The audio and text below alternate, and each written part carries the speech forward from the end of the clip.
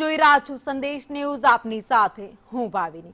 મહત્વના સમાચારથી શરૂઆત કરીએ તો પ્રધાનમંત્રી મોદીની અપીલ પર હવે વિપક્ષે માંગ કરી છે। શરદ પવારે સર્વપક્ષીય બેઠકની માંગ કરી।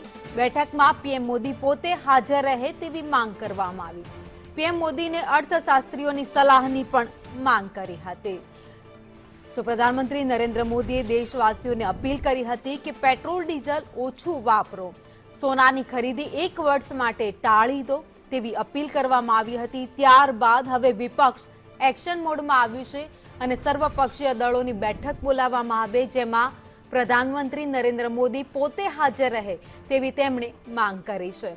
જો કે પ્રધાનમંત્રીએ એક નહીં પરંતુ બે વાર જાહેર મંચ પરથી આ નિવેદન આપ્યું છે અને લોકોને સતર્ક કર્યા છે કે પેટ્રોલ ડીઝલનો ઉપયોગ ઓછો કરો, જેટલું બને એટલું લોકલ ટ્રાન્સપોર્ટ છે તેનો ઉપયોગ કરો। વધુ અપડેટ સાથે દિલ્હીથી સંવાદદાતા અજય યાદવ અમારી સાથે જોડાઈ ગયા છે। અજય, જાહેર મંચ પરથી એક નહીં બે વાર પ્રધાનમંત્રીએ એવું કહ્યું કે પેટ્રોલ ડીઝલનો ઉપયોગ ઓછો કરો, જાહેર ટ્રાન્સપોર્ટનો ઉપયોગ કરો। આ સાથે જ વર્ક ફ્રોમ હોમની પણ તેમણે વાત કરી છે। હવે આ વાતને લઈને વિપક્ષ પણ એક્શનમાં આવ્યું છે અને સર્વપક્ષીય બેઠકની માંગ કરી।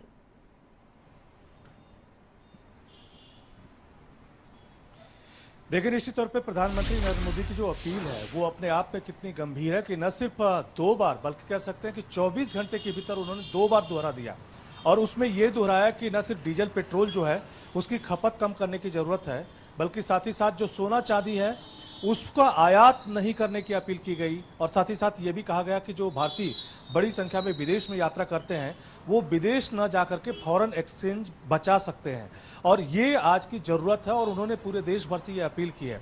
हालांकि प्रधानमंत्री नरेंद्र मोदी की इस स्टेटमेंट का मतलब ये निकाला जा रहा है कि कहीं न कहीं जो देश की इकोनॉमी है वो भीतर से मजबूत रहे, इसी पहल को कहीं न कहीं प्रधानमंत्री करते हुए नजर आ रहे हैं। लेकिन प्रधानमंत्री नरेंद्र मोदी की तरफ से जो अपील में और भी बातें कही गई हैं वो ठीक उसी तरह की अपील है जिसे कोरोना काल में उनकी तरफ से अपील की गई थी, जिसमें न सिर्फ वर्क फ्रॉम होम की बात की गई थी बल्कि कार के जरिए पुल आउट की बात की, कार पुल करने की बात की गई थी और इस तरह से देश की इकोनॉमी को ज़्यादा से ज़्यादा बचाने की बात की गई थी। कुछ उसी तरह का स्टेटमेंट ये है। इसको लेकर के कहीं न कहीं विपक्षी पार्टियां भी आक्रामक हैं। खास करके राहुल गांधी की तरफ से भी ट्वीट करके ये कहा गया कि प्रधानमंत्री दरअसल प्रधानमंत्री के पास इस पश्चिम एशिया वार के बाद कोई विकल्प नहीं है, इसलिए अपना फेल्योर वो आम पब्लिक पर थोपने की कोशिश कर रहे हैं। लेकिन इसी बीच शरद पवार का एक स्टेटमेंट आया है जिसमें उनकी तरफ से ये कहा गया है कि ऑल पार्टी एक मीटिंग बुलाई जानी चाहिए ताकि प्रधानमंत्री नरेंद्र मोदी जो देश की वास्तविकता है वो पॉलिटिकल पार्टियों के सामने रखें। और साथ ही साथ उनकी ये भी मांग है कि जब ऑल पार्टी मीटिंग हो तो उसमें खुद प्रधानमंत्री नरेंद्र मोदी मौजूद रहें।